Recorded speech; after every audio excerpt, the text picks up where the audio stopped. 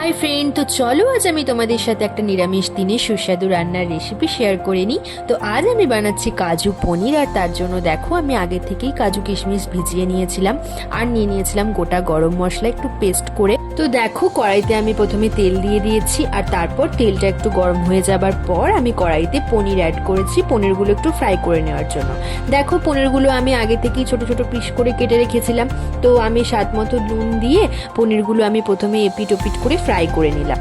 তো দেখো ফ্রাই করা হয়ে গেছে, এবার আমি পনিরগুলোকে তুলে নিয়েছি। এবার আমি কড়াইতে গোটা গরম মশলার যে পেস্টটা ছিল সেটা দিয়ে দিয়েছি, আর সাথে দিয়ে দিয়েছি দুটো তেজপাত। তো কিছুক্ষণ নাড়াচাড়ার পর দেখো আমি যে কাজু কিশমিশটা ভিজিয়ে রেখেছিলাম সেটা আমি পেস্ট করে নিয়েছি। তো পেস্টটা আমি অ্যাড করে দিলাম, আর সাথে একটু জলও অ্যাড করে নিয়েছি যাতে কড়াই না লেগে যায়। এরপর আমি কালারের জন্য হাফ চামচ হলুদের গুঁড়ো মিশিয়ে নিয়েছি, আর তার সাথে হাফ চামচ গুঁড়ো মশলা যেটা আমার বাড়িতে বানানোই ছিল, সাথে স্বাদ অনুযায়ী লবণ আর চিনিও আমি অ্যাড করে দিয়েছি।